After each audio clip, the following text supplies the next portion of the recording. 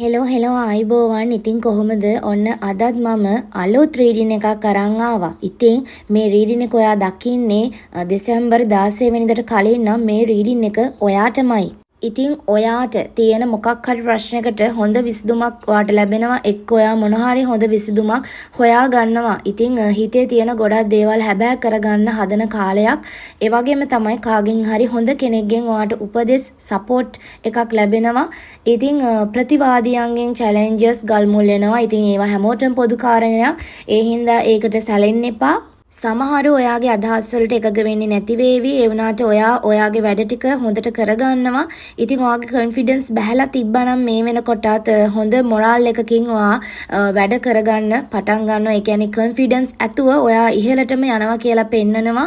ඔයා දිහා කවුරු හරිම කෙනෙක් විශේෂ ආකර්ෂණයකින් බලන්න පටන් ගන්නවා. සමහර විට ඔයා ගැන කැමැත්තෙන් ඉන්ටරෙස්ට් එකකින් ඉන්න කෙනෙක් වෙන්න පුළුවන්, ක්‍රෂ් එක වෙන්න පුළුවන්, ඔයාගේ පාර්ට්නර් වෙන්න පුළුවන්. වෙනදට වැඩිය ඔයා ගැන ඇට්‍රැක්ෂන් එකෙන් බලන්න පටන් ගන්නවා කියලා පෙන්නනවා.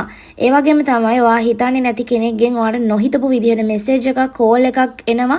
එහෙම නැත්නම් අඩුම තරමේ ඔයාට අහම්බෙන් පාරේදී හරි ඒ කෙනාව මුණ ගැහෙවි. ඒ කෙනා ඔයාගේ එක්ස් වෙන්න පුළුවන්. එහෙම නැත්නම් පරණ ඉස්කෝලේ කාලේදී, එහෙම නැත්නම් ඔයා කලින් කරපු ජොබ් එකේ, එහෙම නැත්නම් ඔයා කොහෙදී හරි ඔයාට හම්බෙච්ච යාළුවෙක්, පරණ යාළුවෙක් වෙන්න පුළුවන්. එහෙම නැත්නම් නෑදෑයෙක් හරි වෙන්නත් පුළුවන්.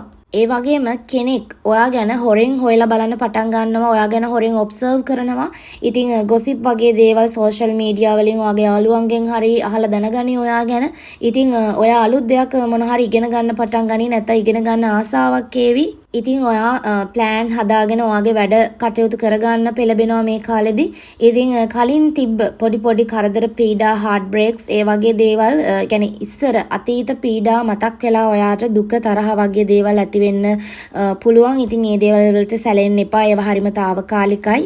ඉතින් එහෙනම් ඔයාට හැමදේම ඔයාගේ හැමදේම සාර්ථක වෙන්න කියලා මම හදවතින්ම ප්‍රාර්ථනා කරනවා. ඉතින් මේ රීඩින් එකත් ලයික් කරන්න, කමෙන්ට් කරන්න, ෂෙයා කරන්න. ඉතින් තව අලුත් ටැරෝ රීඩ්ස් බලන්න ඕන මාව ෆලෝ කරලා තියාගන්න. මගේ YouTube එක subscribe කරලා තියාගන්න. ඉතින් එහෙනම් ආයෙම රීඩින් එකකින් එනකම් පරිස්සමින් ඉන්න. බුදු සරණයි.